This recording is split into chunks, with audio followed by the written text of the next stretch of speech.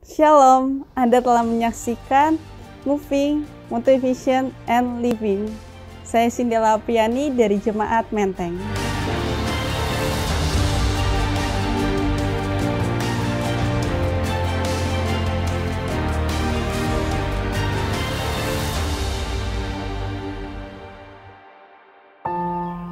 Saya berasal dari keluarga yang broken home. Saya semenjak kelas 2 SD, mama saya meninggalkan saya. Saya tidak tahu mama saya pergi kemana, tiba-tiba meninggalkan saya hidup dengan papa dan adik saya. Papa saya berjuang sebagai ibu dan juga sebagai bapak. Bapak saya yang merawat saya sebagai ibu, dan juga papa saya yang menafkahi saya untuk membiayai adik-adik semuanya. Dan saya di sini merasakan bagaimana perjuangan papa untuk berjuang demi saya dan juga adik saya. Saya melihat bagaimana tuntunan Tuhan dalam kehidupan saya. Tuhan bantu saya untuk berjuang hidup walaupun kami hanya bertiga saja, tapi puji Tuhan saya bisa melihat bagaimana kasih papa pada saya. Di sini aku belajar untuk bersyukur apa yang ada. Bersyukur aku bisa punya papa, bersyukur aku masih punya papa yang berjuang untuk demi kehidupan aku. Saya punya kekurangan, sebelah kiri telinga saya tidak bisa mendengar. Dan memang itu faktanya sangat sulit dirasakan. Dan aku merasa, Tuhan, aku bakal tetap lanjut gak ya berkuliah saat kekurangan aku ada gitu kan. Tapi di sini Tuhan bilang lanjut aja, dan berkata kepada papa juga. Papa bilang udah lanjut aja. Pak, tapi nggak ada uang, udah lanjut aja, kita pasti bisa maju.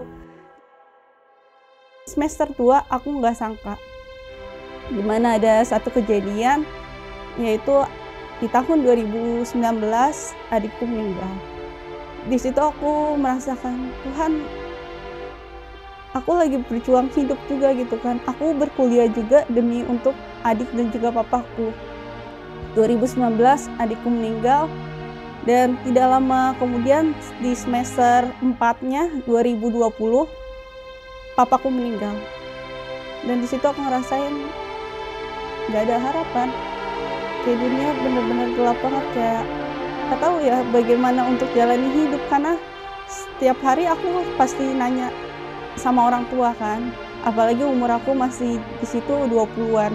Masih 20-an, masih butuh bimbingan orang tua, masih perlu kadang bertanya, ini aku harus ikutin seperti apa, selalu bertanya. Tapi di satu sisi nggak ada yang namanya pedoman hidup, nggak ada yang namanya arahan hidup. Di situ aku nggak tahu mau kemana jalan hidupnya.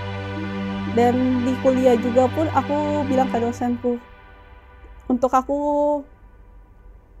keluar dari perkuliahan ini. Tapi salah satu dosen bilang, jangan Cindy, kamu jangan keluar, sedikit lagi, setengah semester lagi kamu udah bisa lulus wisuda.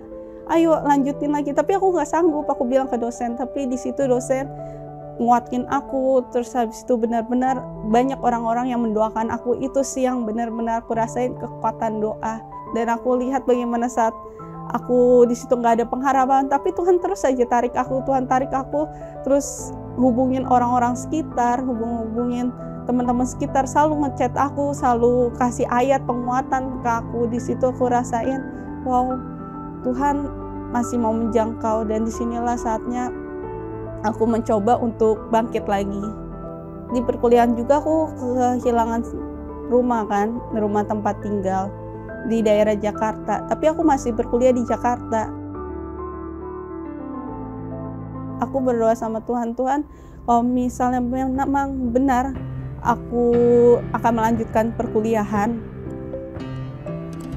aku mau berdoa sama Tuhan, Tuhan bukakan jalan. Aku mau minta satu rumah kosan, tapi aku nggak punya uang Tuhan untuk membiayainya.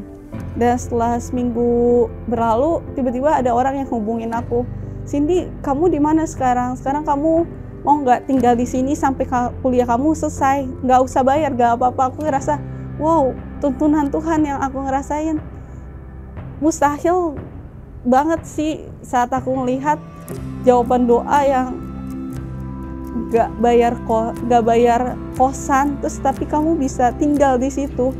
Inilah awal mula aku untuk berdiri teguh di iman ini, untuk berdiri bukan karena diri kita aja kita lihat, tapi bagaimana kita lihat perjuangan Yesus untuk kita, dan kita mau melangkah terus maju, bukan untuk kita layak, tapi karena Yesus telah melayakkan kita karena Yesus udah berjuang buat hidup kita harus terus berjuang.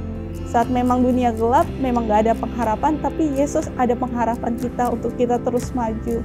Dan memang saat aku merasa gak sanggup, jujur saja sama Tuhan, Tuhan aku gak sanggup untuk jalanin ini. Aku selalu berkali-kali sama Tuhan, Tuhan aku gak sanggup jalan ini, aku gak tahu mau kemana arahnya.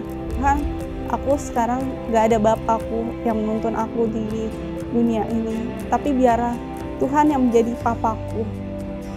Tuhanlah yang menjadi papaku yang saat ini akan menuntun aku. Mungkin itu saja yang aku mau saksikan bagaimana tuntunan Tuhan dalam kehidupan saya.